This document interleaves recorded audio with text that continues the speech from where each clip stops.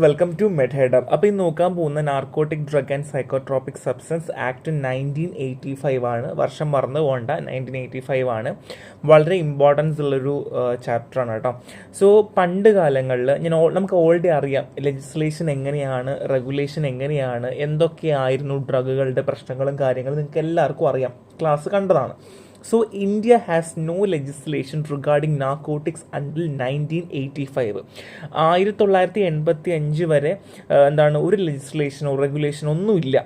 ആ സമയത്ത് കനാബിസോ അതിൻ്റെ ഡെറിവേറ്റീവ്സ് ആയിട്ടുള്ള മരീജുവാന, ഹാഷിഷ്, ചരാസ്, ബങ്ക് ഒക്കെ എപ്പോഴും ചുമ്മാ വെറുതെ ആർക്ക് വേണമെങ്കിലും സെയിൽ ചെയ്യുകയോ കൊണ്ടുവരികയോ എങ്ങനെ വേണമെങ്കിലും ചെയ്യായിരുന്നു 1985 വരെ. അതിനുശേഷമാണ് conception of cannabis was not seen socially deviant behaviour and viewed as being similar to the conception of alcohol.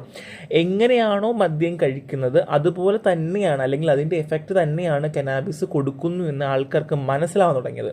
And ganja charas were considered by upper class Indian as the poor man intoxicant although rich consume ബങ് during holiday. So ആ സമയങ്ങളിൽ ഈ ഗഞ്ച ചരാസ് പോലുള്ള സാധനങ്ങളൊക്കെ വലിയ വലിയ ആൾക്കാരൊക്കെയാണ് കഴിച്ചുകൊണ്ടിരുന്നത്. ഈ bunk എന്ന് പറഞ്ഞ സാധനം വെച്ചാൽ വെള്ളത്തിൽ കലക്കി കുടിക്കുന്നത് ഇപ്പോഴും ചെയ്യാറുണ്ട് കേട്ടോ. അത് ഈ ഹോളിക്കൊക്കെ കലക്കി കൊടുക്കാറുണ്ട്, ആ സംഭവമാണ്. പിന്നെ ആ സമയത്താണ് യുണൈറ്റഡ് സ്റ്റേറ്റ് ഒരു ക്യാമ്പയിൻ കൊണ്ടുവന്നു, വേൾഡ് വൈഡ് ഒരു ക്യാമ്പയിൻ കൊണ്ടുവന്നു. അതായത് ഈ നാർക്കോട്ടിക് ഡ്രഗുകളുടെ ഒരു ഈ ഇൻഫ്ലേഷൻ ഇല്ലേ, അല്ലെങ്കിൽ ഉപയോഗിക്കുന്ന രീതികളില്ലേ, അത് കുറയ്ക്കണം, ഒരുപാട് കാര്യങ്ങളിൽ മാറ്റം കൊണ്ടുവരണം എന്നും പറഞ്ഞ് narcotic drug single conversion on the narcotic drug in 1961, അല്ലെങ്കിൽ ഈ ഒരു വേൾഡ് വേൾഡ് വൈഡ് ലോ കൊണ്ടുവന്ന് 1961 കൊണ്ടുവന്നു. പക്ഷെ അത് അപ്പോഴും ഇന്ത്യയിൽ ഇംപ്ലിമെൻ്റ് അല്ല. എന്നാൽ ഇന്ത്യ ഈ ഒരു മൂവ്മെൻറ്റിനെതിരെ ഓപ്പോസ് ചെയ്തു. അതായത് നമ്മൾ പറഞ്ഞു നമുക്ക് താല്പര്യമില്ല, അതായത് US കൊണ്ടുവന്നതിൽ നമുക്ക് താല്പര്യമില്ല പറഞ്ഞ് നമ്മൾ പിന്നിലേക്ക് വന്നു. എന്നാൽ അമേരിക്ക നല്ല പോലെ പ്രഷേഴ്സ് ചെയ്തു, cannabis ഇല്ലീഗലാക്കണം. For nearly 25 years. However, India opposed the movement and withstood America pressure to make cannabis illegal for nearly 25 years. ഒരു 25 വർഷമെങ്കിലും എന്ത് ചെയ്യണം, കനാബിസിനെ ഇല്ലീഗൽ ആക്കണമെന്ന് അമേരിക്ക എന്ത് ചെയ്തു, പ്രഷറൈസ് ചെയ്തു. Okay, so America pressure increase in 1980s. 1980-ലും 1985-ലും ഒക്കെ എന്തോ അമേരിക്ക കണ്ടിന്യൂസ്ലി പ്രഷർ ചെയ്തുകൊണ്ടിരിക്കുകയാണ്. ആ സമയത്ത് രാജീവ് ഗാന്ധി ഗവൺമെൻറ് എന്ത് ചെയ്തു, ഓക്കെ NDPS ആക്ട് കൊണ്ടുവരാം, എല്ലാ നാർക്കോട്ടിക് ഡ്രഗും ഇന്ത്യയിൽ ബാൻ ചെയ്യണം എന്ന രീതിയിൽ ഒരു റൂള് കൊണ്ടുവരികയാണ് ചെയ്യുക. Okay, state regulation and community tolerance cases after the enactment of narcotic drug and psychotropic substance act NDPS 1985 with create a restrictive regime among drug.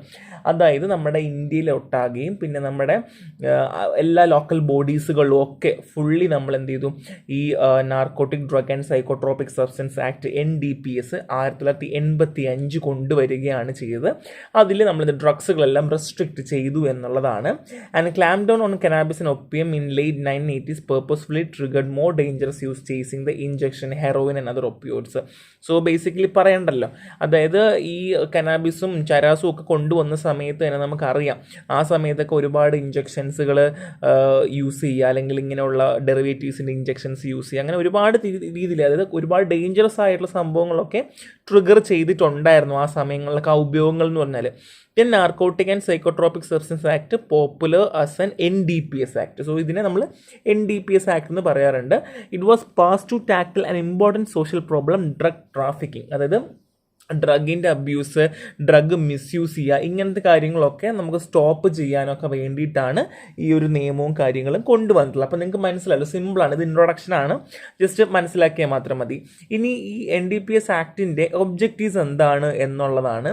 So basically നമുക്ക് എക്സിസ്റ്റിംഗ് ആയിട്ടുള്ള ഒരു ലോയിനെ തന്നെ അത് മുമ്പോട്ട് അതുപോലെ തന്നെ കൊണ്ടുപോവുക, പിന്നെ കൺട്രോളും റെഗുലേഷൻസും കൊണ്ടുവരിക, പിന്നെ പെനാൽറ്റീസ് ഒഫൻസുകൾ നമ്മൾ കൂടുതൽ കൊണ്ടുവരിക. അപ്പോൾ ഓട്ടോമാറ്റിക്കലി ആൾക്കാർ ഉപയോഗിക്കണം കുറയുമല്ലോ.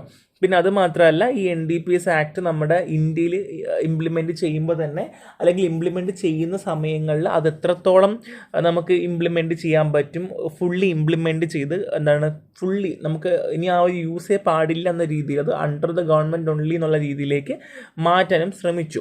സോ ഇങ്ങനെയുള്ള ഒബ്ജക്റ്റീവ്സ് ആയിരിക്കും നമ്മൾ ഈ ഒരു ചാപ്റ്ററിൽ പഠിക്കുക. ഇവിടെ നമ്മൾ സ്റ്റാർട്ട് ചെയ്യുന്ന കേട്ടോ.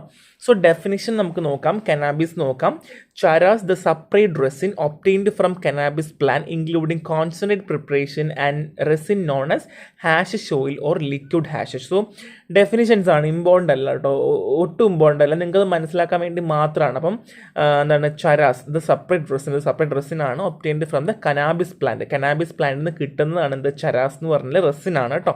അതിൽ കോൺസെൻട്രേറ്റ് പ്രിപ്പറേഷൻ ആണ്. ഈ റെസിനെ നമ്മൾ ഹാഷിഷ് ഓയിൽ അല്ലെങ്കിൽ ലിക്വിഡ് ഹാഷ് എന്ന് പറയാറുണ്ട്. കാര്യം എന്താ വെച്ചാൽ ഇപ്പോൾ കനാബിസിന് പകരം ഹാഷിഷ് ഓയിൽ, ലിക്വിഡ് ഹാഷ് എന്നൊക്കെ പറഞ്ഞാൽ ചിലപ്പോൾ നിങ്ങൾക്ക് അപ്പം ഐഡൻറ്റിഫൈ ചെയ്യാൻ വേണ്ടിയിട്ടാണ് ഈ ഡെഫിനേഷൻ വെച്ചിട്ടുള്ളത് കേട്ടോ. സോ ഗഞ്ചയാണ് the flowering fruit top of the cannabis plant. Cannabis പ്ലാന്റിൻ്റെ ഫ്ലവറിങ് ടോപ്സിനെയാണ് ഗഞ്ച പറയുക കേട്ടോ. Exclude the seeds and leaves when not accompanied by the tops. Any mixture with or without any neutral material or any other above the cannabis or any drink prepared from it. അതായത് എന്താണ് ഈ cannabis എന്ന് പറഞ്ഞാൽ എന്താ, ഒന്നെങ്കിൽ ഒരു mixture ആകാം, അതിൽ ഒന്നെങ്കിൽ ന്യൂട്രൽ മെറ്റീരിയൽ കാണാം, ഇല്ലെങ്കിൽ കാണാതെ ഇരിക്കാം. അതൊരു ഡ്രിങ്ക് ആയിട്ടോ അല്ലെങ്കിൽ അതായത് കനാബിസ് പറയുകയാണ് എന്തൊക്കെയാണ് കനാബിസിന് ഒരു റെസിൻ ആയിരിക്കാം, അല്ലാന്നുണ്ടെങ്കിൽ ഒരു കോൺസെൻട്രേറ്റ് പ്രിപ്പറേഷൻ ആയിരിക്കാം, അതിനെ ഹാഷ് ഓയിൽ, ലിക്വിഡ് ഹാഷ് എന്ന് പറയാറുണ്ട്. പിന്നെ ഫ്ലവറിങ് ടോപ്സ് ആയിരിക്കാം. ആൻഡ് എക്സ്ക്ലൂഡ് സീഡ്സ് ആൻഡ് ലീവ്സും സീഡ്സ് എക്സ്ക്ലൂഡ് ചെയ്യുന്നുണ്ട് ഫ്ലവറിങ് ടോപ്പിൽ. ഗഞ്ചയിലാണെങ്കിൽ ഗഞ്ച എന്ന് പറഞ്ഞാൽ when not accompanying by tops. So പിന്നെ പറയുന്നത് any mixture with or without neutral material or the above form of cannabis or any drink prepared from it. അതല്ലെങ്കിൽ എന്തെങ്കിലും എന്താണ് ഇത് ചെയ്തിട്ടുണ്ടെങ്കിൽ എന്തെങ്കിലും പ്രിപ്പയർഡ് ഡ്രിങ്ക്സോ അങ്ങനെ എന്തെങ്കിലും ഉണ്ടാക്കിയിട്ടുണ്ടെങ്കിൽ കേട്ടോ. സോ ഇത്രയുമാണ് കനാബിസിൻ്റെ ഡെഫിനേഷൻ. നെക്സ്റ്റ് കൊക്ക ഡെറിവേറ്റീവ് ആണ്. Crude cocaine, any extract of coca leaf which can be use for manufacture of cocaine. So cocaine ഉണ്ടാക്കാൻ വേണ്ടി ലീവ്സുകൾ എടുക്കുക അല്ലെങ്കിൽ എക്സ്ട്രാക്ട് എടുക്കുക. Ecgonine and all derivative for ecgonine. So എല്ലാ derivative of ecgonine ആണ്. പിന്നെ cocaine എന്ന് പറഞ്ഞാൽ that is methyl ester of benzoyl ecgonine and it salt ആണ്. സോ എന്താണ് കൊക്കൈൻ എന്ന് പറഞ്ഞാൽ methyl ester of benzoyl ecgonine and it salt ആണ്. All preparation controlling more than 0.1% of cocaine. എല്ലാ പ്രിപ്പറേഷനിലും 0.1% ഓഫ് കൊക്കൈൻ കൂടുതൽ ഉണ്ടായിരിക്കും കൊക്ക ഡെറിവേറ്റീവ്സിൻ്റെ ഈ എല്ലാ ഡെറിവേറ്റീവ്സിലും കേട്ടോ. സോ കൺട്രോൾഡ് സബ്സ്റ്റൻസ് എന്താണെന്ന് പറയാം. Means by any substance the central government may have regard to the available information as to possible use in the production of manufacture of narcotic drug or psychotropic substance or to provision of any international convention by notifying the official gazette declared to be controlled substance. ഇപ്പോൾ ഒന്ന് ആലോചിച്ച് നോക്കി, നമ്മൾ കൊക്ക derivative പറഞ്ഞു. കൊക്ക derivative എങ്ങനെ ഉണ്ടാവും? ലീഫിൽ നിന്ന് എടുക്കാം, അല്ലെങ്കിൽ ഡെറിവേറ്റീവ് ആക്കാം, അല്ലെങ്കിൽ ഇങ്ങനെയുള്ള ലിക്വിഡ്സ് ആക്കാം, അങ്ങനെ ഒരുപാട് കാര്യങ്ങൾ പറഞ്ഞല്ലേ. അപ്പോൾ തന്നെ എന്ത് മനസ്സിലായി? അതായത് ഇപ്പോൾ ഞാൻ പറയുവാണ്, ഇപ്പം പറയുവാണ് കൊക്ക ഡെറിവേറ്റീവ് ഉപയോഗിക്കരുത് എന്നൊരു ലോ ഇറക്കുവാണ്. അപ്പം ഞാൻ കൊക്ക ഡെറിവേറ്റീവ് ഉപയോഗിക്കുന്നുണ്ട്, അതിനെ ഞാൻ പുകച്ചിട്ടോ അങ്ങനെ എനിക്ക് ഉപയോഗിക്കേണ്ടാവും. എന്നെ പോലീസ് ഞാൻ പറയും ഞാൻ എൻ്റെ പുകയെ ഉപയോഗിച്ചത്, നിങ്ങളുടെ നിയമത്തിൽ ഇങ്ങനെയല്ലേ പറയുന്നത്. അപ്പോൾ അതുകൊണ്ടാണ് ഇത്രയും ഇങ്ങനെ ഡെഫിനേഷനിൽ ഒരുപാട് പോയിന്റ്സുകൾ ഇൻക്ലൂഡ് ചെയ്തിട്ടുള്ളത്. അപ്പോൾ അതുകൊണ്ട് തന്നെ സെൻട്രൽ ഗവൺമെൻറ് പറയുന്ന രീതിയിൽ ഇപ്പം നമുക്കറിയാം, ഒരു നിയമം ഇറക്കണമെങ്കിൽ ഒരു നിയമം നമുക്ക് പാസ്സാക്കിയതിന് ശേഷം നമ്മൾ ഒഫീഷ്യൽ ഗസറ്റിൽ പബ്ലിഷ് ചെയ്യുന്നത് ഇങ്ങനെയുള്ള കാര്യങ്ങളുണ്ടെന്ന്. അപ്പോൾ അതേപോലെ തന്നെ സെൻട്രൽ ഗവൺമെൻറ് നിർദ്ദേശിക്കുന്ന കാര്യങ്ങളും അല്ലെങ്കിൽ അവർ പറഞ്ഞുള്ള ഇൻഫർമേഷൻ പ്രകാരം നമ്മൾ എന്ത് ചെയ്യാൻ പാടില്ല, നാർക്കോട്ടിക്കോ സൈക്കോട്രോപിക് സബ്സ്റ്റൻസോ നമ്മൾ ഈ പറഞ്ഞിരിക്കുന്ന പ്രൊവിഷൻ പ്രകാരം നമ്മൾ എന്ത് ചെയ്യാൻ പാടില്ല, യൂസ് ചെയ്യാൻ പാടില്ല എന്നുള്ളതാണ്. അത് declare to be control substance, controlled substance എന്ന് ഡിക്ലെയർ ചെയ്തിട്ടുണ്ട്. ദാറ്റ് മീൻസ് അത് ഗവൺമെൻറ് അണ്ടർ കൺട്രോളിലായിരിക്കും. അതിൻ്റെ യൂസും കാര്യങ്ങളും എല്ലാം മോണിറ്ററിങ് ഒക്കെ ആയിരിക്കും, ഗവൺമെൻറ് ആയിരിക്കും ചെയ്യേണ്ടാവുക കേട്ടോ. So next is illicit traffic ആണ്. സോ ഇലിസിറ്റ് ട്രാഫിക് ഇപ്പോൾ cultivation, gathering any portion of any coca plant. ഇപ്പോൾ എക്സാമ്പിൾ കൾട്ടിവേറ്റ് ചെയ്യുകയോ അല്ലെങ്കിൽ നമ്മൾ കളക്ട് ചെയ്യുകയോ അല്ലെങ്കിൽ ഒപ്പിയം പോപ്പിയോ ഒക്കെ കൾട്ടിവേറ്റ് ചെയ്യുന്ന കനാബിസ് പ്ലാന്റ് ഒക്കെ കൾട്ടിവേറ്റ് ചെയ്യാറില്ലേ, അത് പിന്നെ പ്രൊഡക്ഷൻ ചെയ്യുക, മാനുഫാക്ചറിങ് ചെയ്യുക, പ്രോസസ്സിങ് പിടിച്ചു വെക്കുക, പിന്നെ സെയിൽ നടത്തുക, പർച്ചേസ്, ട്രാൻസ്പോർട്ടേഷൻ, വെയർ ഹൗസിങ്, പിന്നെ concealment, use of consumption, import, export, import to India. അതായത് അതുമായിട്ട് നോർമൽ മനുഷ്യന് ഒന്നും ചെയ്യാൻ പറ്റില്ല. ഗവൺമെൻറ് ഒഴികെ ബാക്കി ആർക്ക് ഇമ്പോർട്ട്, എക്സ്പോർട്ട്, മാനുഫാക്ചറിങ്, പൊസിഷൻ ഒന്നും ചെയ്യാൻ പറ്റില്ല കേട്ടോ. അങ്ങനെ ഇലിസിറ്റ് ട്രാഫിക് എന്ന് പറയാം. പിന്നെ ഡീലിംഗ് വിത്ത് NDPS, അതായത് ഈ NDPS പ്രകാരം അല്ലെങ്കിൽ പറയുന്ന രീതിയിൽ ഈ മേലെ പറഞ്ഞ ഈ കൾട്ടിവേഷൻ, മാനുഫാക്ചറിങ് പൊസിഷനിൽ പറഞ്ഞതുപോലെ ഒരു ആക്ടിവിറ്റിയും ചെയ്യാൻ പാടില്ല. Handling or letting out any premises for carrying out the above activity. ഈ മേലെ പറഞ്ഞതുപോലെ ഒരു ആക്ടിവിറ്റിയോ ഹാൻഡ്ലിങ്ങോ ഒന്നും എന്ത് ചെയ്യാൻ പാടില്ല, ചെയ്യാനായിട്ട് പാടില്ല. ഇനി മാനുഫാക്ചർ ആണ്. അതായത് നമുക്കറിയാം ഇത് ഉപയോഗിക്കാൻ പാടില്ല, ഇത് മാനുഫാക്ചർ ചെയ്യാൻ പാടില്ല. അപ്പോൾ ആ കാര്യങ്ങൾ തന്നെയാണ് ഇവിടെയും പറയുന്നത്. പ്രൊഡക്ഷൻ ചെയ്യുന്നത്, അല്ലെങ്കിൽ അത് റിഫൈൻ ചെയ്യുന്നത്, അല്ലെങ്കിൽ ആ പ്രിപ്പറേഷൻ ഉണ്ടാക്കുന്നത്, അതെല്ലാമാണ്. അതായത് ഈ നാർക്കോട്ടിക് സാധനങ്ങൾ പ്രോസസ്സ് ചെയ്യുന്നതോ അല്ലെങ്കിൽ പ്രൊഡക്ഷൻ ചെയ്യുന്നതോ അത് റിഫൈനിങ് ചെയ്യുന്നത്, അതായത് വേറെ സബ്സ്റ്റൻസ് ആക്കി മാറ്റുന്നതോ, അല്ലെങ്കിൽ ആ ഒരു ഡ്രഗിനെ ഒരു പ്രിപ്പയർ ചെയ്യുന്നത്, വേറെ ഇതിൽ പ്രിപ്പയർ ചെയ്യുക, മേക്കിംഗ് ചെയ്യുന്നതൊക്കെയാണ് മാനുഫാക്ചറിങ്ങിനകത്ത് പറയുക. ഇനി മാനുഫാക്ചർ ഡ്രഗാണ് എല്ലാ കൊക്ക ഡെറിവേറ്റീവും, medicinal cannabis, opium derivative, opium concentrate, ഇതെല്ലാമാണ് മാനുഫാക്ചർ ഡ്രഗിനകത്ത് വരിക. ഇനി any other preparation with central government may be notified declare to be manufactured drug. അതായത് ഈ പറയുന്ന നമ്മൾ പറഞ്ഞ അല്ലെങ്കിൽ കൺട്രോൾഡ് സബ്സ്റ്റൻസിൽ പറഞ്ഞ ഏതെങ്കിലും ഒരു സാധനം ഉണ്ടാക്കണമെന്നുണ്ടെങ്കിൽ നിർബന്ധമായും സെൻട്രൽ ഗവൺമെൻറ്റിനെ നോട്ടിഫൈ ചെയ്തിരിക്കണം, ഡിക്ലെയർഡും ആയിരിക്കണം. ഇനി മെഡിസിനൽ കനാബിസ് അല്ലെങ്കിൽ medicinal hemp means any extract of tincture of cannabis. അതായത് മെഡിസിനൽ കനാബിസ് അല്ലെങ്കിൽ മെഡിസിനൽ ഹെംബ് എന്ന് പറഞ്ഞാൽ any extract or tincture of കനാബിസിന് ടിഞ്ചറോ എക്സ്ട്രാക്റ്റോ ആയിരിക്കും. ഇനി നാർക്കോട്ടിക് ഡ്രഗ് വെച്ചാൽ എന്താണ്? കൊക്ക ലീഫ് ആകാം, കനാബിസ് ആകാം, ഒപ്പിയം സ്ട്രോ ആകാം, and include all the manufactured good. ഇതാണ് നാർക്കോട്ടിക് ഡ്രഗ്സ് പറഞ്ഞത് കേട്ടോ. സോ ഇത് മനസ്സിലാക്കി വെച്ചാൽ മതി, അതിങ്ങനെ കാര്യമായിട്ട് പഠിക്കണ്ട കേട്ടോ. ഇതിങ്ങനെയാണ് സംഭവങ്ങൾ എന്നുള്ളത് മാത്രം മനസ്സിലാക്കിയാൽ മതി. ഇനി ഒപ്പിയം പോപ്പിയാണ് the plant of the special papaver somniferum ലീൻ. നമുക്കറിയാം എന്താണ് സ്പീഷീസ് പപ്പാവറ സൊംനിഫറ ലീൻ ആണ്, ഞാൻ സ്പെഷ്യൽ എന്ന് പറഞ്ഞത്, സോ സ്പീസീസ് ആണ് കേട്ടോ. The plant of the any other special of papaver from which opium or any other phenanthrene alkaloid can be extracted. So അതിൽ ഫിനാന്ത്രിൻ ആൽക്കലോയിഡ്സ് ആണുള്ളത്, നമുക്ക് എല്ലാവർക്കും അറിയാം. സോ ആ സ്പീഷീസും ഒപ്പിയം പോപ്പിയം എന്നാണ് ഉദ്ദേശിക്കുന്നത്. So next one is ഒപ്പിയമാണ്.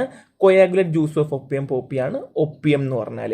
Any mixture with or without any neutral material of the coagulate juice of the opium poppy. So ആ ഡെഫിനേഷൻ ആണ്. ഇനി പോപ്പി സ്ട്രോ ആണ്. പോപ്പി സ്ട്രോസ് എന്താണ്? Means all the part of the opium poppy, എല്ലാ ഭാഗവും, ഒരു opium പോപ്പിയുടെ എല്ലാ ഭാഗവുമാണ് after harvesting, whether in its original or cut or crushed or powder, and whether or not juice has been extract them from. അതായത് ഒന്നെങ്കിൽ അത് ഹോളായിട്ടോ അല്ലെങ്കിൽ കട്ട് ചെയ്തതായിട്ടോ മുറിച്ചതായിട്ടോ തിരുമ്മിയതായിട്ടോ, അതായത് അതിനെ നമ്മളിങ്ങനെ ക്രഷ് ചെയ്യില്ലേ, അങ്ങനെ എങ്ങനെ വേണമെങ്കിലും ആകാം. Whether not juice has been extract therefrom. അതിൻ്റെ ജ്യൂസുകളൊന്നും എക്സ്ട്രാക്ട് ചെയ്തിട്ടില്ലെങ്കിൽ അത് നമ്മൾ ഒപ്പിയം സ്ട്രോ എന്ന് പറയും.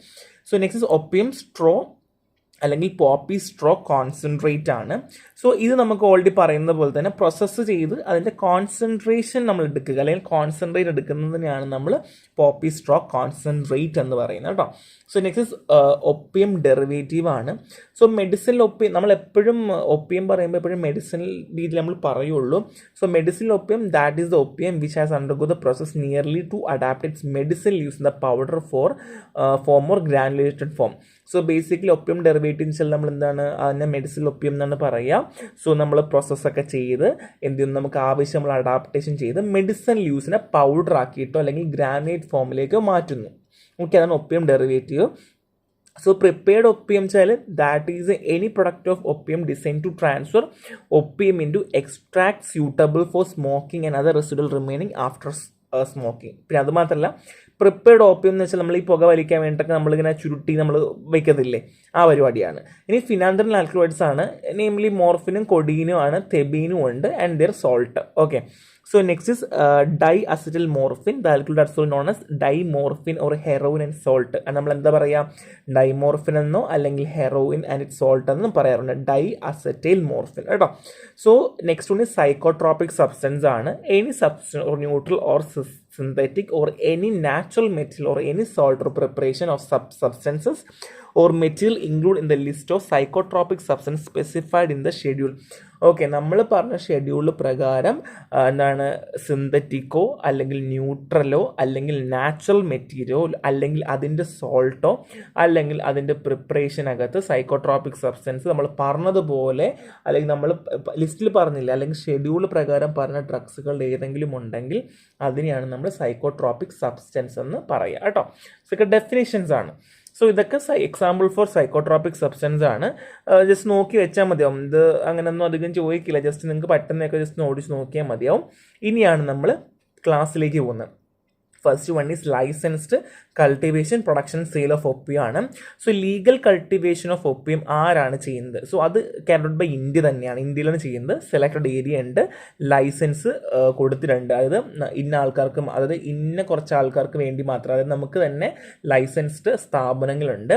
Legal cultivation four medicinal uses പ്രിമൈസബിൾ within the ambit of United nation single convention on narcotic drug 1961. So legal cultivation, നമുക്ക് ലീഗലി കൾട്ടിവേറ്റ് ചെയ്യുന്നത് അത് അനുഭവിക്കുന്ന ആരാണ്? United nation single convention of narcotic drug 1961 പ്രകാരമാണ്. ഇനി some place were Opium is grown at ചിത്തൗഗർ in Rajasthan, മൻസൗർ, റത്ലം, Neemuch in Madhya Pradesh and ബർബാക്കി, Berly, Lucknow and Faizabad in Uttar Pradesh. എനിക്ക് തോന്നുന്നു ക്വസ്റ്റ്യൻസിന് ഈ നീമച്ചിൻ്റെ കേസ് ചോദിച്ചിട്ടുണ്ട് കേട്ടോ. ക്വസ്റ്റ്യനിൽ ചോദിച്ചാൽ കണ്ടായിരുന്നു, 2-3 പ്രാവശ്യം കണ്ടായിരുന്നു, അപ്പോൾ ഒന്ന് ശ്രദ്ധിക്കുക. സോ നീമച്ചിൻ്റെ കേസ്. സോ ഇതാണ് licensed cultivation production sale of opium. കാര്യം ഇത്രയേ ഉള്ളൂ, ഗവൺമെൻറ് കൺട്രോളിലാണ്. ഗവൺമെൻറ് പറയുന്ന രീതിയിൽ പ്രിസ്ക്രൈബ്ഡ് മാനറിൽ മാത്രമേ നമുക്ക് എന്ത് ചെയ്യാൻ പറ്റും, കൾട്ടിവേറ്റ് ചെയ്യാൻ പറ്റും. നമുക്കൊന്നും ചെയ്യാൻ പറ്റില്ല. ആ ചെയ്യുന്ന കുറച്ച് സ്ഥലങ്ങളുടെ പേര് കൊടുത്തിട്ടുണ്ട്, അതൊന്ന് പഠിക്കുക.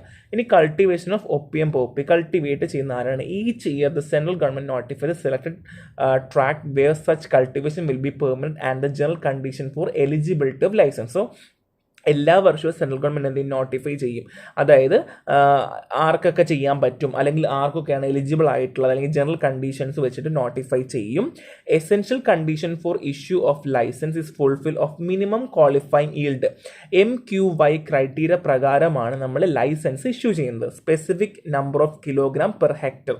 അതായത് നമ്മൾ പറയും ഇത്ര ഹെക്ടറിൽ നിന്ന് ഇത്ര നമുക്ക് കിട്ടണം എന്നുള്ള രീതിയിൽ മിനിമം ക്വാളിഫൈങ് ഈൽഡ് ഇത്രയെങ്കിലും മിനിമം വേണം എന്നുള്ള രീതിയിലാണ് നമ്മൾ എന്ത് ചെയ്യുക, കണ്ടീഷൻ വെച്ചുകൊണ്ടാണ്, ഡിമാൻഡിങ് ചെയ്തുകൊണ്ടാണ് ലൈസൻസ് നമ്മൾ കൊടുക്കുക. Cultivation who has tendered at least this quantity in the previous year are eligible for license. അത് ആ സമയത്ത് അവർ പറയുന്ന എത്ര എമൗണ്ട് ആണോ നമുക്ക് കിട്ടുക, അല്ലെങ്കിൽ ഇത്ര എമൗണ്ട് ഇപ്പോൾ പറയും. ഇപ്പോൾ എക്സാമ്പിൾ പറയുകയാണെങ്കിൽ 1 ഹെക്ടറിൽ എനിക്ക് 100 കിലോ കഞ്ചാവ് കിട്ടണമെന്ന് ഗവൺമെൻറ് പറയുവാണ്. കഞ്ചാവല്ല, ബേസിക്കലി നാർക്കോട്ടിക് സബ്സ്റ്റൻസ് കിട്ടണമെന്ന് പറയുവാണ്. അങ്ങനെയാണെങ്കിൽ ഈ പ്രീവിയസ് ഇയറിൽ സെയിം എമൗണ്ട് കിട്ടിയിട്ടുള്ള ആൾക്കാർക്ക് മാത്രമേ ലൈസൻസ് ഇഷ്യൂ ചെയ്യുള്ളൂ. Okay. The license among other condition specifies the maximum area in which the opium crop can be sown. അതായത് അവർ പറയാറുണ്ട് ഇത്ര ഏരിയയിൽ മാത്രമേ നിങ്ങൾക്ക് ഒപ്പിയം എന്ത് ചെയ്യാൻ പാടുള്ളൂ, നടാൻ പാടുള്ളൂ. The crop year start from 1st September and end to 30 October each year. അപ്പോൾ നമുക്ക് സ്പെസിഫൈഡ് ആണ് 1st September and end on the 13 October each year ആണ് വരുന്നത്. Officer of CBN central board of narcotic measure each field and excise control to ensure that no excessive cultivation take place. ആ പറയുന്ന തരത്തിൽ അല്ലാതെ കൂടുതൽ ഒരു രീതിയിലും അവിടെ കൾട്ടിവേഷൻ നടക്കുന്നില്ല എന്ന് ഉറപ്പ് വരുത്താനായി ആരൊക്കെയുണ്ട്? Officers of CBN central board of narcotics എന്ന് പറയുന്നൊരു ടീമുണ്ട്. അവരാണ് ഈ കാര്യങ്ങളൊക്കെ നോക്കുന്നത്. Okay. The licence are grant by district opium officers. അപ്പം ഇനി ആര് ലൈസൻസ് കൊടുക്കാം? അത് ഡിസ്ട്രിക്ട് ഒപ്പിയം ഓഫീസേഴ്സ്, DPO ആണ്. അപ്പം എന്തൊക്കെയാണ് പറഞ്ഞത്? ഓരോ വർഷം സെൻട്രൽ ഗവൺമെൻറ് നോട്ടിഫൈ ചെയ്യും. ഫുള്ളി സെൻട്രൽ ഗവൺമെൻറ്റിൻ്റെ അണ്ടർ കൺട്രോളിലാണ് നടക്കുക. ഈ ലൈസൻസ് ഫുൾഫിൽ ചെയ്യുന്നത് മിനിമം ക്വാളിഫൈങ് ഈൽഡ് വെച്ചിട്ടായിരിക്കും നമ്മൾ നോക്കുക. എത്ര കിലോഗ്രാം നമുക്ക് പെർ ഹെക്ടറിൽ കിട്ടുന്ന കണക്ക് നമ്മൾ വെക്കുവാണ് ചെയ്യുക. കഴിഞ്ഞ വർഷം നമ്മൾ ഇപ്രാവശ്യം പറഞ്ഞ കണക്ക് പ്രകാരം കിട്ടിയ ആൾക്കാരെ നമ്മൾ ക്വാളിഫൈ ആയിട്ട് എടുക്കുക. സ്പെസിഫിക് അല്ലെങ്കിൽ മാക്സിമം ഏരിയ ഓഫ് ക്രോപ്പ് എത്ര ചെയ്യണമെന്നവർ പറയും. 1st September and end to 13 October each ഇയറിലാണ് നമുക്ക് ക്രോപ്പ് ഇയർ സ്റ്റാർട്ട് ചെയ്യുന്നത്. CBN സെൻട്രൽ ബോർഡ് ഓഫ് നാർക്കോട്ടിക്സിൻ്റെ ഓഫീസേഴ്സ് ഉണ്ടായിരിക്കും. അവർ എക്സിക്യൂട്ടീവും കാര്യങ്ങളെല്ലാം എക്സൈസും കാര്യങ്ങളെല്ലാം ചെയ്യും. ആൻഡ് ലൈസൻസ് ഗ്രാൻഡ് ചെയ്യുന്ന ഡിസ്ട്രിക്ട് ഒപ്പിയം ഓഫീസേഴ്സ് ആണ്. എളുപ്പമല്ലേ? The licence grant by DPO can be cancel or withdrawn by higher officers. അതായത് ഇതാണ് DPO തന്ന ലൈസൻസ് ഹയർ ഓഫീസറിന് എപ്പോൾ വേണമെങ്കിലും വിഡ്രോ ചെയ്യാം. The DPO will designate one of the licence cultivate as the lambardars who may discharge duties as specified by the narcotic commissioner. അപ്പോൾ ഇവിടെ എനിക്കൊരു കാര്യം പറയാനുണ്ട്. ഇവിടെ DPO ആണ് ലൈസൻസ് ഗ്രാൻഡ് ചെയ്യുന്നത് കേട്ടോ. ഈ DPO കൊടുത്ത ലൈസൻസ് ഹയർ ഓഫീസേഴ്സിന് എപ്പോൾ വേണമെങ്കിലും ക്യാൻസൽ ചെയ്യാം. ഓക്കെ, അത് മനസ്സിലാക്കുക. ഓക്കെ ആണല്ലോ. ഇപ്പോൾ നമുക്കൊരു കഥയായിട്ട് പഠിക്കാം. ഇപ്പോൾ എക്സാമ്പിൾ പറയുകയാണെങ്കിൽ നമുക്ക് എന്ത് ചെയ്യണം, എനിക്ക് എന്താണ് കഞ്ചാവ് കൃഷി നടത്തണം. അപ്പോൾ എന്ത് ചെയ്തു, ഞാൻ ഗവൺമെൻറ്റിനെ കണ്ടപ്പോഴത്തേക്കും അവർ പറഞ്ഞ പ്രകാരം എനിക്ക് എല്ലാ സംഭവങ്ങളുണ്ട്, ഞാൻ കഞ്ചാവ് കൃഷിയൊക്കെ നടത്താൻ പോവാണ്. എനിക്ക് അപ്രൂവൽ കിട്ടി, DPO എനിക്ക് അപ്രൂവൽ തന്നു. ഇത്രയാണ് കഥ. ഓക്കെ, ഇനി DPO എന്ന് വെച്ചാൽ എന്ത് ചെയ്യും, will designate one of the licensed cultivator. ഈ ലൈസൻസ്ഡ് കൾട്ടിവേറ്ററിനെ എന്ത് ചെയ്യും, ഡെസിഗ്നേറ്റ് ചെയ്യും as the lambardars who may discharge duty as specified by narcotic commissioner. Narcotic commissioner പറയുന്ന ഡ്യൂട്ടി പ്രകാരമുള്ള കാര്യങ്ങൾ ചെയ്യുന്ന ഒരാളാണ് ലംബാർഡേഴ്സ്. If any opium is cultivated without license or under a cancelled license, the crop will be destroyed. ഒന്നെങ്കിൽ നിങ്ങൾ licence ഇല്ലാതെയോ അല്ലെങ്കിൽ ഇടയ്ക്ക് വെച്ച് ലൈസൻസ് കട്ടായിട്ട് നിങ്ങൾ വീണ്ടും കൾട്ടിവേറ്റ് ചെയ്യുകയാണെങ്കിൽ ഫുള്ളി ഡിസ്ട്രോയ് ചെയ്ത് കളയും. The extraction of Opium take place during the month of February and March. അപ്പോൾ എന്താണ്, നമ്മളിന്ന് ഹാർവെസ്റ്റിംഗ് നടക്കുന്നത് ഫെബ്രുവരിയിലും മാർച്ചിലുമാണ് നടക്കുക. Okay, farmers still use the traditional method where they lance each poppy capsule manually with special blade like tool as processing as lancing. So basically അവർ special tool ഉപയോഗിക്കും. ഇത് collect ചെയ്യാൻ വേണ്ടി സ്പെഷ്യൽ ടൂൾ ഉപയോഗിച്ചുകൊണ്ടാണ് ഇവർ farmers എടുക്കുന്നത്. പണ്ട് മുതൽ ഉപയോഗിക്കുന്ന ടെക്നിക്കാണ് കേട്ടോ. The launching is done in the late afternoon or evening. ഒന്നെങ്കിൽ വൈകുന്നേരമോ അല്ലെങ്കിൽ ഒരു ഉച്ചയൊക്കെ തിരിഞ്ഞതിന് ശേഷമുള്ള സമയത്താണ് ഈ ലോഞ്ചിങ് ചെയ്യുന്നത്. The opium latex which ooze out and congeals in the night is scrapped and collected manually. The next morning each poppy capsule is given 3 to 4 launching. So basically capsule ചെറിയൊരു incision ഉണ്ടാക്കി അതിനിങ്ങനെ Uz out ചെയ്യും. ആ റെസിനില്ലേ use out ചെയ്യും. അത് രാത്രി കൂടെ use out ആയിട്ട് വൈകുന്നേരം സ്ക്രാപ്പ് ചെയ്യും. രാത്രി ആകുമ്പോഴത്തേക്ക് അന്ന് റെസിൻ വരികയും രാവിലെ ആകുമ്പോൾ എന്ത് ചെയ്യുന്നു അതിനെ എടുത്ത് മാറ്റുകയാണ് ചെയ്യുക. അതുപോലെ 3-4 പ്രാവശ്യം അതിൽ ചെയ്യുമെന്നുള്ളതാണ് കേട്ടോ. സിമ്പിൾ അല്ലേ, മനസ്സിലായി അല്ലേ, വേറെ പറയാനൊന്നുമില്ല. അപ്പോൾ ഇതിലെന്തൊക്കെ ഞാൻ പറഞ്ഞത്, DPO ഓഫീസ് ഒരാളെ വെക്കുന്നു, ലംബാർഡേഴ്സ് എന്ന് പറഞ്ഞു. ലംബാർഡേഴ്സ് ആണ് എക്സ്ട്രാക്ട് ചെയ്യുന്നത്. സോ ലേറ്റ് ഈവനിങ്ങോ അല്ലെങ്കിൽ വൈകുന്നേരമോ ആയിരിക്കും അത് ചെയ്യേണ്ടാവുക. സോ പിറ്റേ ദിവസം രാവിലെ എന്ത് ചെയ്യുന്നു, അതിനെ കളക്ട് ചെയ്യുന്നു. അതേപോലെ 4-5 പ്രാവശ്യം ചെയ്യാറുണ്ട്. സോ ഒരു സ്പെഷ്യൽ ടൂൾ വെച്ചിട്ടാണ് ചെയ്യുക. ഫെബ്രുവരി മാർച്ചിലാണ് ഈ എക്സ്ട്രാക്ഷൻ നടക്കുന്നത്. മനസ്സിലായില്ലേ? ഇനി പ്രൊഡക്ഷൻ ഓഫ് ഒപ്പിയം ആണ്. എങ്ങനെയാണ് പ്രൊഡക്ഷൻ ചെയ്യുന്നത്? So cultivators during harvesting should take each day collection at the lumbarder for weighing and entry in record. So നമ്മൾ കൾട്ടിവേറ്റ് ചെയ്തു, നമ്മൾ കളക്ഷൻ ചെയ്യുന്ന സമയത്ത് എന്ത് ചെയ്യണം, ഈ ലംബാർഡർ വേ ചെയ്ത് എല്ലാ സംഭവങ്ങളും എൻട്രി ചെയ്യണം. കാര്യം അക്കൗണ്ടബിലിറ്റി അത്യാവശ്യമാണ്. The recorder are jointly attest each day by the lambardar and the cultivator. So cultivate ചെയ്യാൻ വേണ്ടി ഒരു കൾട്ടിവേറ്ററും ഉണ്ട്. അതായത് കൃഷിപ്പണി ചെയ്യാൻ കൃഷിപ്പണിയും നോക്കി നിൽക്കാൻ വേറൊരാളും. ഓക്കെ, സോ ഈ റെക്കോർഡർ എന്ത് ചെയ്യുന്നു, ഈ ലംബാർഡറും കൾട്ടിവേറ്ററും ഒരുമിച്ച് അറ്റസ്റ്റ് ചെയ്യുന്നു. Okay, these recorders may be check during inspection വരുമ്പോൾ എന്ത് ചെയ്യുന്നു, അത് നോക്കുവാണ് ചെയ്യുക. സോ കൾട്ടിവേറ്റേഴ്സിൽ ലംബാർഡേഴ്സ് എന്ത് ചെയ്യുന്നു, എല്ലാ കാര്യങ്ങളും ഹെൽപ്പ് ചെയ്യുകയും കൾട്ടിവേറ്റേഴ്സിന് കൊടുക്കേണ്ട ഇൻസ്ട്രക്ഷൻസ് കൊടുക്കുകയും അത് എല്ലാം ചെയ്യുന്നത് ലംബാർഡറും. കൾട്ടിവേറ്റേഴ്സ് അതിൻ്റെ കൃഷി, വളം അങ്ങനെയുള്ള കാര്യങ്ങളും ആയിരിക്കും. ലംബാർഡേഴ്സ് മെയിൻലി ചെയ്യും. And these records may be check during inspection. ഞാൻ പറഞ്ഞു, any discrepancy between quality product of quantity ended could lead to an enquiry and lead to punishment. അപ്പോൾ എന്തെങ്കിലും തരത്തിൽ ചെയ്തതിൽ തെറ്റോ കള്ളത്തരെന്തെങ്കിലും കണ്ടു കഴിഞ്ഞാൽ പണിഷ്മെൻറ്റ് കിട്ടും, ഉറപ്പായിട്ടും പണി കിട്ടും. All opium produced has been delivered to DPO who will weigh, examine and classify the same. അതായത് ഈ സാധനം, അതായത് ഇവിടെ കൃഷി ചെയ്ത സാധനം DPOൻ്റെ അടുത്ത് എത്തിക്കഴിഞ്ഞാൽ DPO വെയിറ്റ് ചെയ്തിട്ട് വേ ചെയ്യും. ആദ്യം വേ ചെയ്തിട്ട് DPO ആണ് ക്ലാസിഫൈ ചെയ്യുന്നത്. അതായത് ഇപ്പം ലീഫ്, തണ്ട്, ഫ്ലവർ എന്ന രീതിയിൽ ക്ലാസിഫൈ ചെയ്യുന്ന DPO ആണ്. A cultivator who is dissatisfied with the classification can have the opium forward to government opium and alkaloid factory where it is classified by the factory general manager.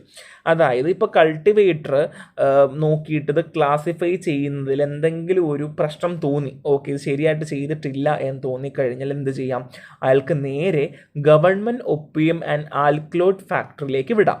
അവിടെ ചെന്ന് കഴിഞ്ഞാൽ അവിടെ factory general manager ആയിരിക്കും ഇതിനെ classify ചെയ്യുക.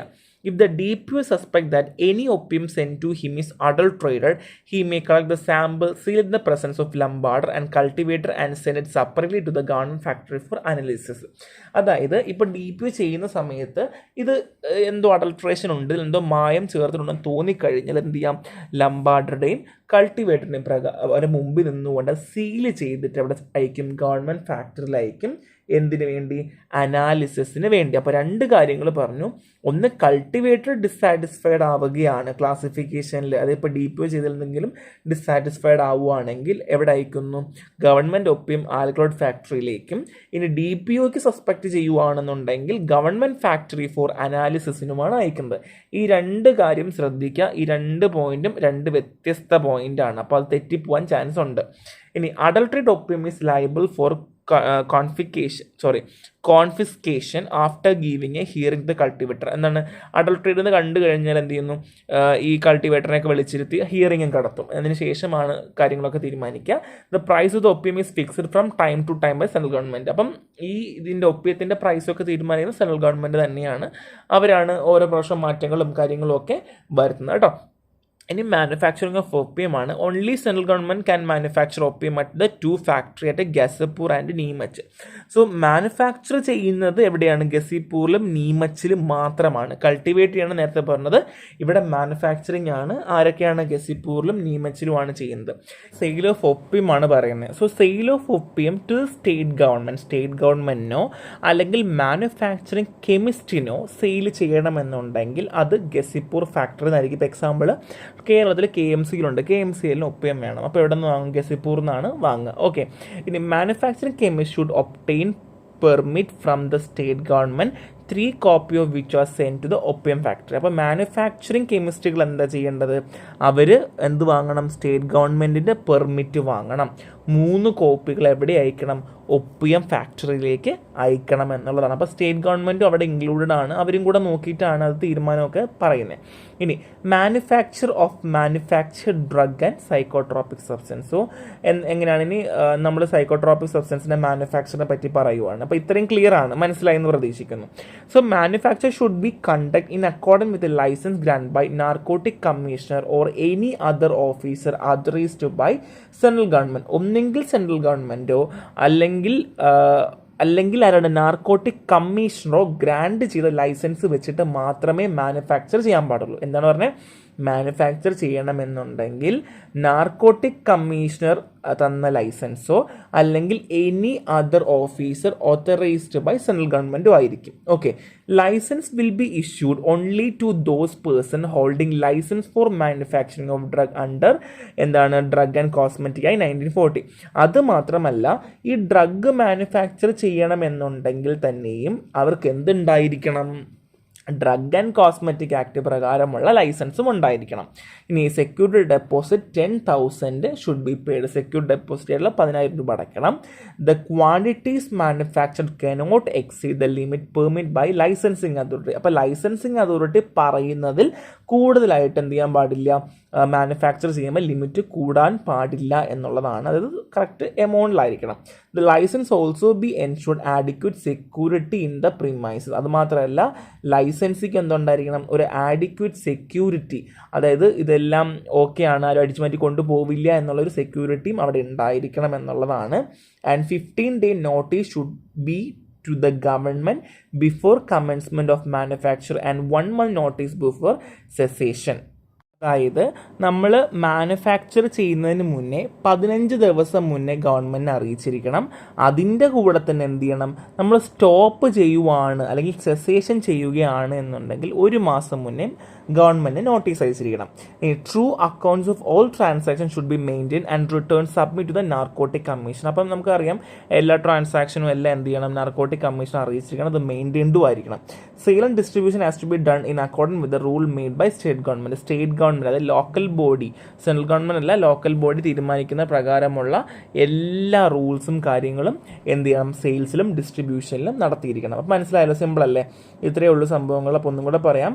Manufacture നടക്കുന്നത് narcotic കമ്മീഷണറോ അല്ലെങ്കിൽ officer authorised by central government തരുന്ന ലൈസൻസ് പ്രകാരമായിരിക്കും. ഓക്കെ. പിന്നെ DNC ആക്ട് പ്രകാരമുള്ള ലൈസൻസ് നമുക്ക് വേണം. 10,000 രൂപ സെക്യൂരിറ്റി ഡെപ്പോസിറ്റ് കൊടുക്കണം. നമുക്ക് പറയുന്ന പ്രിസ്ക്രൈബ്ഡിലായിരിക്കണം നമ്മൾ സാധനങ്ങൾ ഉണ്ടാക്കേണ്ട, കൂടുതൽ കുറയാനോ കൂടാനോ പാടില്ല എന്നുള്ളതാണ് കേട്ടോ. ഈ ലൈസൻസിക്ക് നമ്മളൊരു അടിപൊളി സെക്യൂരിറ്റി ഉണ്ടായിരിക്കണം, ആ പ്രിമൈസിന് ഒരു സെക്യൂരിറ്റി ഉണ്ടായിരിക്കണം. 15 ദിവസം മാനുഫാക്ചറിങ്ങിനും 1 മാസം നിർത്തുന്നതിനും സെസേഷൻ ചെയ്യുന്നതിനും.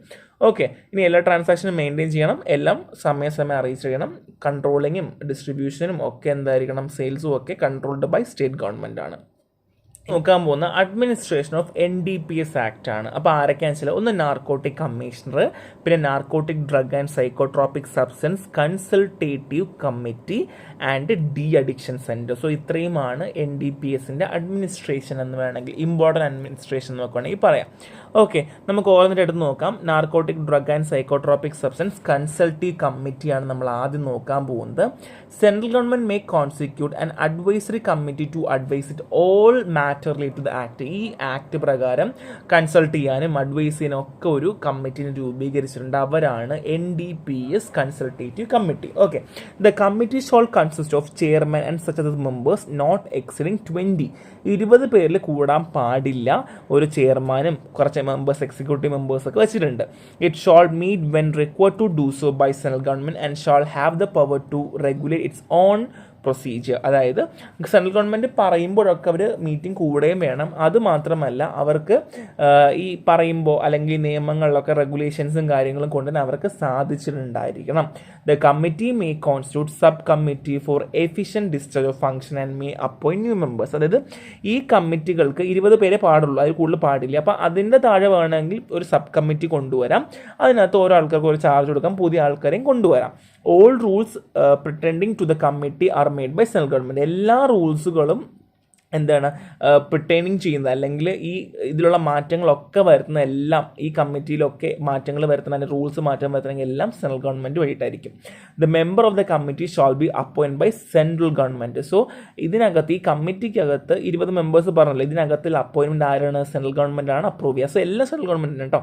No member shall be appoint the committee unless he or she is willing to serve on it. അതായത് താല്പര്യമില്ലാതെ ആരെയും പിടിച്ച് അവിടെ ഇരുത്താനായിട്ട് പാടില്ല. ഇനി ക്യാഷ്, ബേസിക്കലി ഈ ഒരു കമ്മിറ്റിക്കകത്ത് എന്തെങ്കിലും വേക്കൻസീസ് വന്നു എന്ന് വെച്ചോ, അല്ലെങ്കിൽ ഒരു റെസിഗ്നേഷൻ വന്നു കഴിഞ്ഞാൽ ഇവരെന്താ ചെയ്യുക വെച്ചാൽ അത് എത്രയും പെട്ടെന്ന് തന്നെ ഫില്ല് ചെയ്യുക. അത് ഫില്ല് ചെയ്യുന്നത് ഒരു നാർക്കോട്ടിക്കോ അല്ലെങ്കിൽ ഡ്രഗ് അബ്യൂസ് പ്രിവെൻഷൻ്റെ ബാക്ക്ഗ്രൗണ്ടുള്ള ആൾക്കാരിൽ നിന്നായിരിക്കണം, മിക്കവാറും ആയിരിക്കും. ഇനി അത് മാത്രമല്ല, കൂടുതലും ഇതിൻ്റെ സ്പോൺസർ വരുന്നത് ministry concern of the government of Jammu and കാശ്മീരിൽ നിന്നായിരിക്കും കേട്ടോ. പക്ഷേ ഈ ഒരു നിയമത്തിൽ ഇപ്പോൾ ചെറിയൊരു മാറ്റമൊക്കെ വന്നിട്ടുണ്ട്, നമുക്ക് അപ്ഡേറ്റഡ് വന്നിട്ടില്ല. സോ കാര്യം ജമ്മു കാശ്മീരൊക്കെ ഇപ്പം ഡിസല്യൂട്ട് ആയതുകൊണ്ട്, ഇന്ത്യയിലേക്ക് ഡിസല്യൂട്ട് ആയതുകൊണ്ട് അവർക്ക് സെപ്പറേറ്റ് ഒരു ലോക്കൽ ബോർഡ് നിൽക്കാൻ പറ്റില്ല. അപ്പോൾ അതുകൊണ്ട് ഒരു ചെറിയ മാറ്റമുണ്ട്. പക്ഷേ ഇപ്പം ഇങ്ങനെ പഠിച്ചോളൂ കേട്ടോ. അതായത് എന്താണ്, അതിലെന്തെങ്കിലും മാറ്റങ്ങൾ ഉണ്ടെങ്കിൽ എത്രയും പെട്ടെന്ന് തന്നെ, അതായത് ഒരു രാജിയോ അല്ലെങ്കിൽ ഏതെങ്കിലും ഒരു കാരണത്തിൽ റെസിഗ്നേഷൻ വന്നു കഴിഞ്ഞാലോ, അല്ലെങ്കിൽ ആൾ പോവുകയാണ്, ഇപ്പോൾ എക്സാമ്പിൾ മരിച്ചൊക്കെ പോകാമല്ലോ, അങ്ങനെ വല്ല ആവുകയാണെന്നുണ്ടെങ്കിൽ എത്രയും പെട്ടെന്ന് നമ്മുടെ ആളെ നികത്തേണ്ട ആവശ്യവുമുണ്ട്. അതിൻ്റെ കൂടെ തന്നെ അവർക്കൊരു ബാക്ക്ഗ്രൗണ്ട് ഉണ്ടായിരിക്കണം, ഡ്രഗ് അബ്യൂസ് പ്രിവെൻഷനിൽ ഒരു ബാക്ക്ഗ്രൗണ്ട് ഉണ്ടായിരിക്കണം. അതും അതിൽ sponsored by ministry concern by central government of Jammu and Kashmir. Okay അല്ലേ? The term of official member of the committee shall be ex officio. അതായത് നമ്മൾ ഇതിനകത്ത് പറഞ്ഞ ഒഫീഷ്യൽ മെമ്പേഴ്സ് ഇല്ലേ, അവർക്ക് നമുക്ക് സ്പെസിഫിക് ആയിട്ടുള്ള ഒരു സമയം നമ്മൾ പറയുന്നുണ്ട്, ഇത്ര വർഷമേ പാടുള്ളൂ എന്ന് പ്രിസ്ക്രൈബ് ടൈം ഉണ്ട്. എന്നാൽ നോൺ ഒഫീഷ്യൽ മെമ്പർ, അനൗദ്യോഗികമായിട്ടുള്ള മെമ്പേഴ്സ് ഇല്ലേ, അവർക്ക് അങ്ങനെ പറയുന്നില്ല, ഇത്ര വർഷമേ പാടുള്ളൂ എന്ന് പറയുന്നില്ല. എന്നാൽ തന്നെയും അവർക്ക് എക്സ്റ്റെൻഡ് ചെയ്യാം. അത് 3 വർഷം വരെയാണ് നമ്മൾ എക്സ്റ്റെൻഡ് പീരീഡ് പറയുന്നത്. ഇനി അത് മാത്രമല്ല, എന്താണ്, the period of extension shall not be more than a year at a time, subject however to maximum of 2 year. അതായത് നമ്മൾ ഈ നോൺ ഒഫീഷ്യൽ മെമ്പേഴ്സിന് അവർക്ക് ഞാൻ പറഞ്ഞല്ലോ എക്സ്റ്റെൻഡ് ചെയ്യാം, അത് 3 വർഷം വരെ ആകാം എന്നുള്ളത്, അല്ലെങ്കിൽ നമുക്ക് ആവശ്യമുള്ളത് വരെ നമുക്ക് എക്സ്റ്റെൻഡ് ചെയ്യാം എന്നുള്ളതാണ്. പക്ഷേ എക്സ്റ്റെൻഡ് ചെയ്യുന്നത് 1 വർഷമാകരുത്, മിനിമം ഒരു 2 വർഷമെങ്കിലും എക്സ്റ്റെൻഡ് ചെയ്യണമെന്ന് പറയുന്നുണ്ട്. പിന്നെ മിനിസ്ട്രി ഫോർ ഫിനാൻസോ അല്ലെങ്കിൽ മിനിസ്ട്രി ഓഫ് ദ സ്റ്റേറ്റിൻ്റെ മിനിസ്ട്രി ഓഫ് ഫിനാൻസോ ആയിരിക്കും ചെയർമാനായിട്ട് കമ്മിറ്റിയിൽ ഇരിക്കുക. ഇനി ഏതെങ്കിലും തരത്തിൽ ഈ ചെയർമാന് വരാൻ പറ്റുന്നില്ല എന്നുണ്ടെങ്കിൽ ആ കമ്മിറ്റിക്കകത്ത് തന്നെ ഒരാളെ ചൂസ് ചെയ്യുകയും ആ തീരുമാനങ്ങളിലും സിറ്റിങ്ങിലും ആ ചെയർമാന് കാര്യങ്ങൾ എടുക്കാം എന്നുള്ളതാണ്. അതുമാത്രമല്ല, ഈ കമ്മിറ്റിക്ക് ഒരു സബ് കമ്മിറ്റിയെ വെക്കുക, ഞാൻ ഓൾറെഡി പറഞ്ഞു സബ് കമ്മിറ്റിയെ വെക്കുക എന്നുള്ളതാണ്. അവർ ചില കാര്യങ്ങളിലൊക്കെ കൺസിഡർ ചെയ്യാറുമുണ്ട് കേട്ടോ. അപ്പോൾ എന്തൊക്കെ പറഞ്ഞു, നമുക്ക് ഒഫീഷ്യൽ മെമ്പേഴ്സിന് കാലാവധിയുണ്ട്, നോൺ ഒഫീഷ്യലിന് കാലാവധിയില്ല, എക്സ്റ്റെൻഡ് ചെയ്യാറുണ്ട്. അത് 3 വർഷമാണ് നമ്മൾ എക്സ്റ്റെൻഡ് എക്സ്റ്റെൻഡ് ചെയ്യുക, അല്ലെങ്കിൽ ആവശ്യമുള്ളത് വരെ. പിന്നെ എക്സ്റ്റെൻഡ് ചെയ്യുമ്പോൾ മിനിമം 2 വർഷമെങ്കിലും ചെയ്യണം, 1 വർഷമായിരിക്കും എക്സ്റ്റെൻഡ് ചെയ്യേണ്ടാവുക. So ministry of finance or minister of state in the ministry of finance ആയിരിക്കും നോർമലി ചെയർമാൻ ആയിട്ടിരിക്കുക. സോ ചെയർമാൻ ഇല്ലെങ്കിൽ അവിടെ അകത്ത് തന്നെ ആളുണ്ടാവും. പിന്നെന്താണ് പറയുന്നത്, സബ് കമ്മിറ്റി വേണമെങ്കിൽ നമുക്ക് ചെയ്യാം. ഇനി അങ്ങനെയാണെങ്കിൽ ഈ സബ് കമ്മിറ്റികൾ എന്തൊക്കെ കാര്യങ്ങളാണ് ചെയ്യുന്നത്? അപ്പോൾ നമുക്കറിയാം ഓരോ നിയമങ്ങളും വശങ്ങളും നമ്മൾ കൊടുക്കുന്നുണ്ട്. അപ്പോൾ ഈ നിയമങ്ങളൊക്കെ നടപ്പിലാക്കുക അല്ലെങ്കിൽ അത് ചെയ്യുന്നുണ്ടോ എന്നറിയാൻ വേണ്ടിയിട്ട് സഹായിക്കുന്ന ഒരു ടീമാണ് ഈ സബ് കമ്മിറ്റി. അതായത് എൻഫോഴ്സ്മെൻറ്റ് ചില നിയമം, റൂൾ അതൊക്കെ ഉദ്ദേശിക്കുന്നത് കേട്ടോ. ഈ എൻഫോഴ്സ്മെൻറ്റിൻ്റെ വിവിധ വശങ്ങൾ പരിശോധിക്കാനായിട്ട് റവന്യൂ വകുപ്പിലെ സെക്രട്ടറിയുടെ നേതൃത്വത്തിൽ, അതായത് secretary in the department of റവന്യൂയുടെ നേതൃത്വത്തിൽ നിന്ന് ഒരു ഉപസമിതി രൂപീകരിക്കുകയാണ് ചെയ്യുക. അതായത് sub committee to be head by secretary in the department of revenue for looking into various aspect of enforcement. Okay, ഇനി അടുത്താണ് പറയാൻ പോകുന്നത്.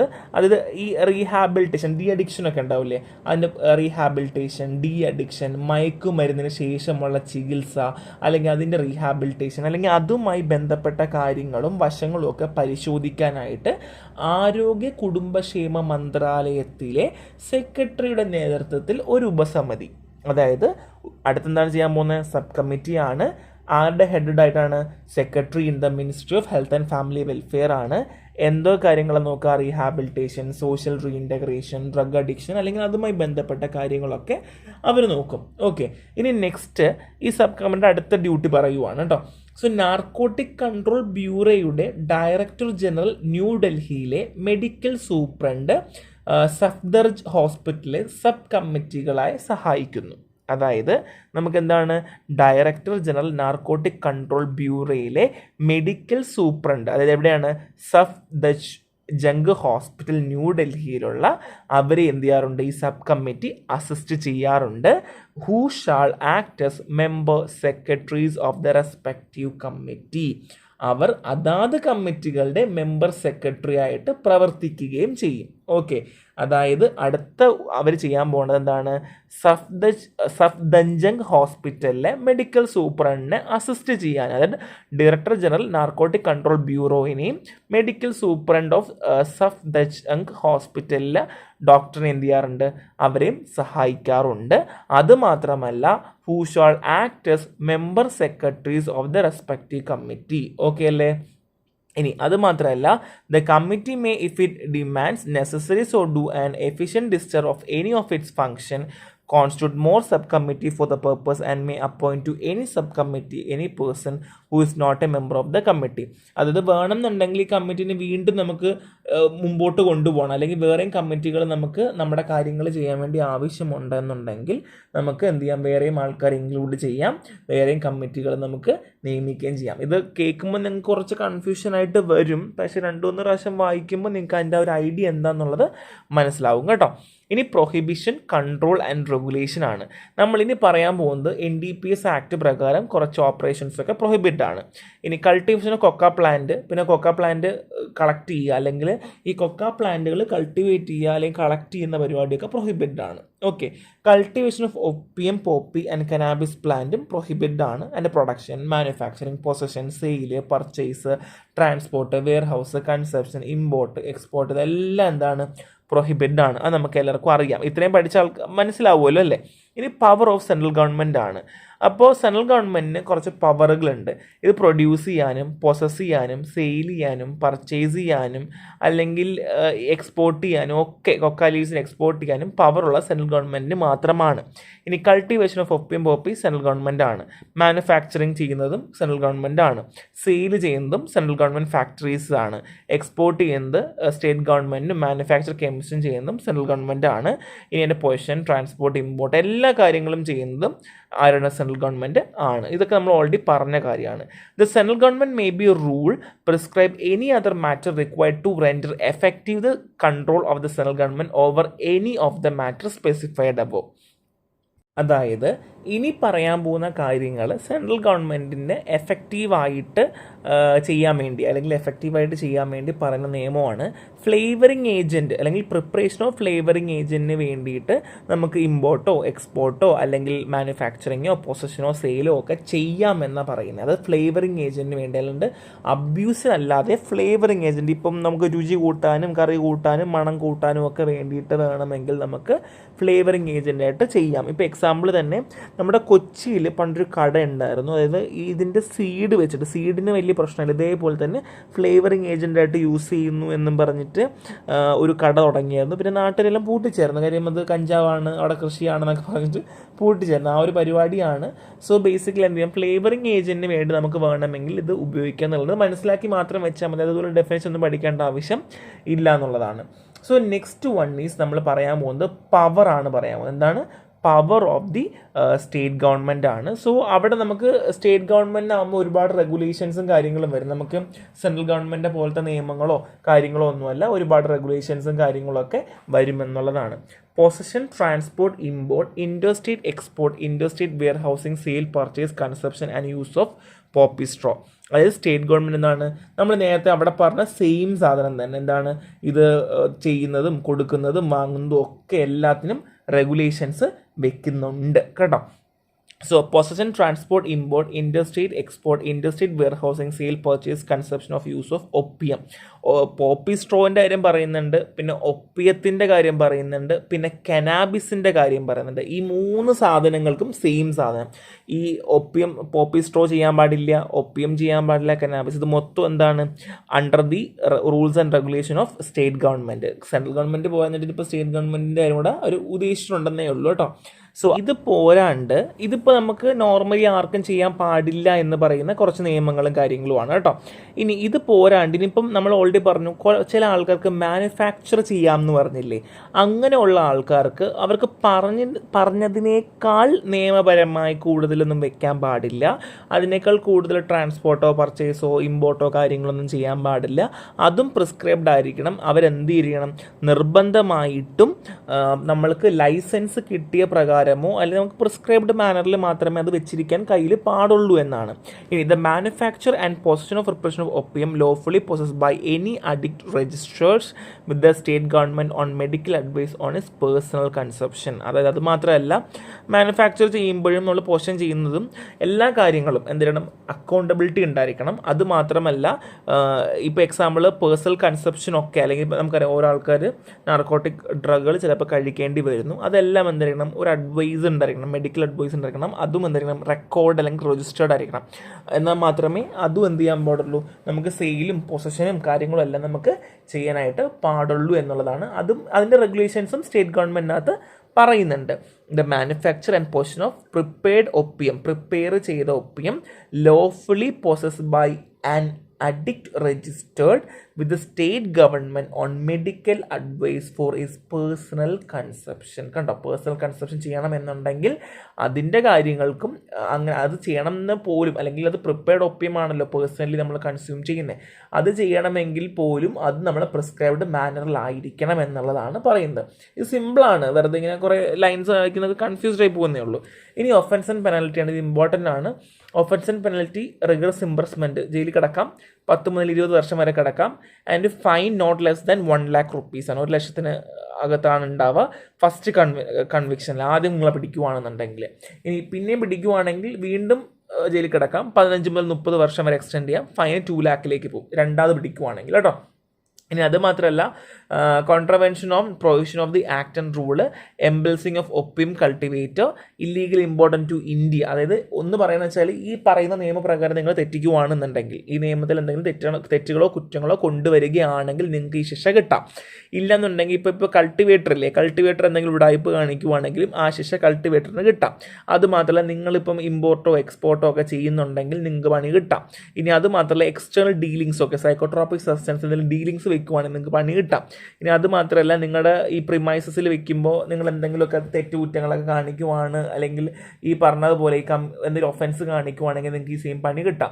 ഇനി financially illicit traffic and harbouring offenders, അതായത് നിങ്ങളിത് കച്ചവടം ചെയ്യുകയോ അല്ലെങ്കിൽ വേറെ രീതിയിലൊക്കെ നിങ്ങൾ മറച്ചൊക്കെ വെക്കുവാണെന്നെങ്കിലും ഉടായ്പകൾ കാണിക്കുവാണെങ്കിലും ഈ പറഞ്ഞ പണികൾ കിട്ടാമെന്നുള്ളതാണ്. ഇത്രയും കാര്യങ്ങൾ ചെയ്യുമ്പോഴാണ് നിങ്ങൾക്ക് എന്ത് കിട്ടുക, ഈ മേലെ പറഞ്ഞ ഈ ഒരു പണി കിട്ടുക. അത് മനസ്സിലാക്കുക കേട്ടോ.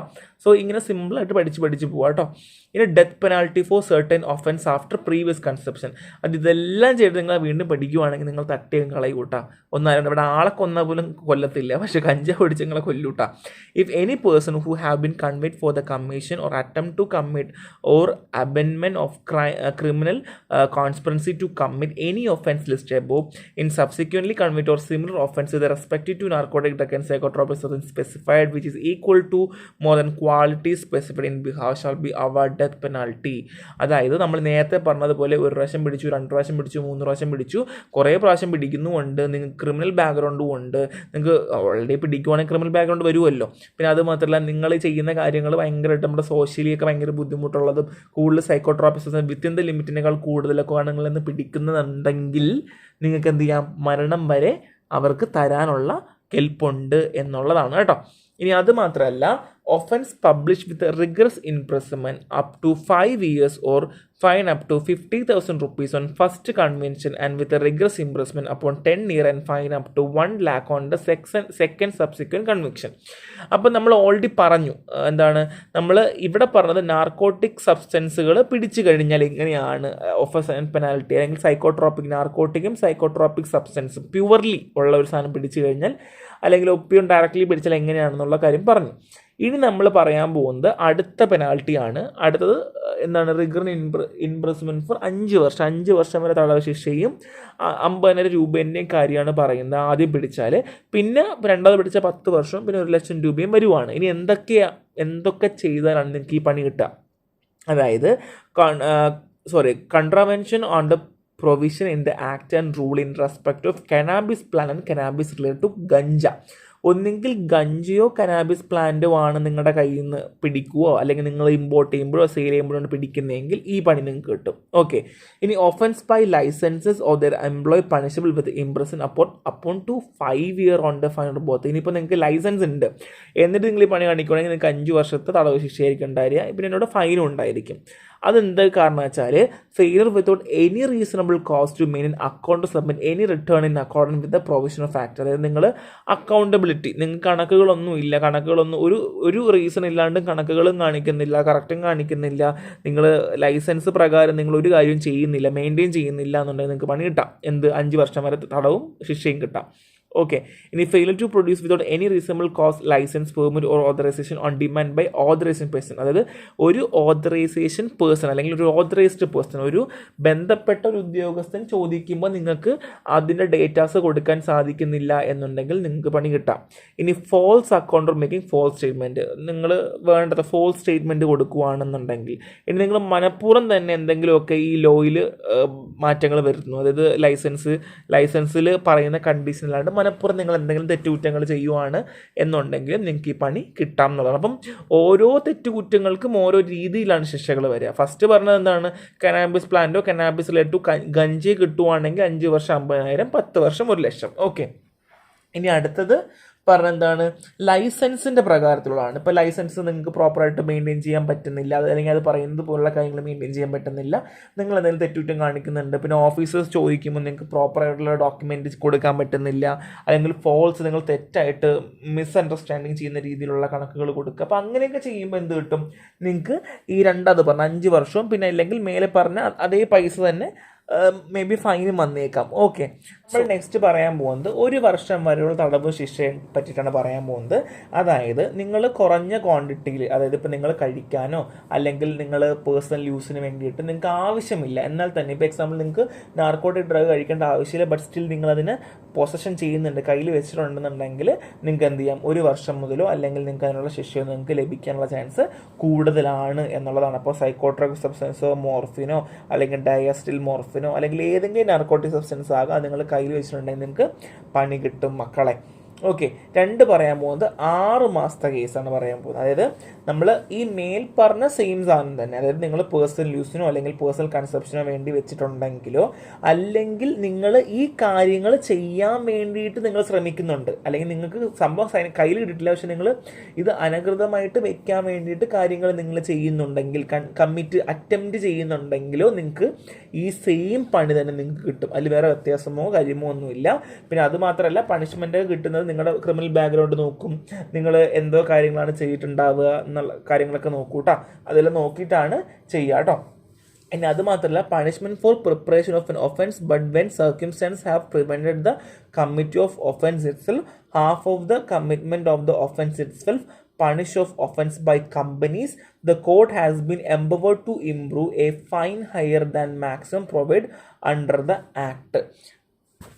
ഈ കുറ്റകൃത്യം ചെയ്യാൻ വേണ്ടിയിട്ട് മറ്റൊരാൾ നോക്കുമല്ലോ, എടാ നീ ചെയ്യ കുഴപ്പമില്ല എന്ന് പറയുന്നതും, അല്ലെങ്കിൽ കുറ്റകൃത്യം ചെയ്യാൻ വേണ്ടി പ്രേരിപ്പിക്കുന്നതും, അല്ലെങ്കിൽ കുറ്റകൃത്യം ചെയ്യുന്നതും ഒക്കെ, അല്ലെങ്കിൽ എന്താണ് പറയുവാണ്, എടാ നീ കുഴപ്പമില്ല, പ്രശ്നമില്ല, ഞാൻ കൂടെ ഉണ്ടെന്നൊക്കെ പറയുന്നതോ ഒക്കെ ചെയ്യുവാണെങ്കിൽ കോടതിക്ക് മാക്സിമം എമൗണ്ട് അയാളുടെ പേരിൽ ചുമത്താനുള്ള അധികാരം ഉണ്ട് എന്നുള്ളതാണ്. അതുമാത്രമല്ല, എന്തിനാണ് ചെയ്യുന്നത്, അല്ലെങ്കിൽ reason for imposing such a fine has to be record in the judgment. അതെന്തിനാണ് ഇത്ര എമൗണ്ട് ചെയ്യുന്നത് എന്നുള്ളത് ജഡ്ജ്മെന്റിൽ ക്ലിയർ ആയിട്ട് പറഞ്ഞിരിക്കണം. Person who are convict outside the India for similar offence are liable to enhance punishment for subsequent of the same kind of India. ഇന്ത്യയിൽ ഒരാൾ എങ്ങനെയാണോ കുറ്റകൃത്യം ചെയ്യുന്നത്, അതേപോലെ തന്നെ ഇന്ത്യയുടെ പുറത്തൊരാൾ വന്ന് ഇവിടെ വന്ന് സെയിം പണി ചെയ്താലും അയാൾക്കും ഈ പണി തന്നെ കിട്ടുക, ഒരു വ്യത്യാസം ഉണ്ടാവില്ല. ഇച്ചിരി കൺഫ്യൂസ്ഡ് ആണ്, ബട്ട് സ്റ്റിൽ എളുപ്പമാണ്, നിങ്ങൾക്ക് വായിക്കുമ്പോൾ ഒന്നും കിട്ടില്ല, പക്ഷെ ഞാൻ പറഞ്ഞ മനസ്സിലാക്കിയാൽ മതി. ഫസ്റ്റ് ഓഫ് ഓൾ, നമ്മൾ നേരത്തെ പറഞ്ഞ പോലെ സ്മോൾ ക്വാണ്ടിറ്റി കയ്യിൽ വെക്കുവാണെങ്കിൽ 1 വർഷം വരെ. പിന്നെ താഴെ പറഞ്ഞത് 6 മാസമാണ്. നമ്മൾ പറഞ്ഞ പോലെ സ്മോൾ ക്വാണ്ടിറ്റി വെക്കുകയോ അല്ലെങ്കിൽ ചെയ്യാൻ പ്രേരിപ്പിക്കുന്നതോ അല്ലെങ്കിൽ കൂടെ കുറേ പേര് ചെയ്യുന്നതോ രണ്ടുമല്ല ഒരുപോലെ തന്നെയാണ്. അതുമാത്രമല്ല, മാക്സിമം ഫൈന് കിട്ടുകയും അതിൻ്റെ കൂടെ തന്നെ ജഡ്ജ്മെൻറ്റ്, ഞാൻ പറഞ്ഞു, ഇന്ത്യയിലുള്ള ആൾക്കാർക്കും പുറത്തുള്ള ആൾക്കാർക്കും എല്ലാം സെയിം തന്നെ ആയിരിക്കും എന്നുള്ളതാണ്. സോ ഇത്രയേ ഉള്ളൂ. ഇച്ചിരി കൺഫ്യൂസിങ് ചാപ്റ്റർ ആണ്, പക്ഷേ ഡെഫിനിഷൻ ഒഴിച്ചു കഴിഞ്ഞാൽ ബാക്കി എല്ലാം എളുപ്പമാണ് കേട്ടോ. അപ്പോൾ നന്നായിട്ട് പഠിക്കുക, നന്നായിട്ട് വായിക്കുക. നെക്സ്റ്റ് ഇടണം. ബൈ.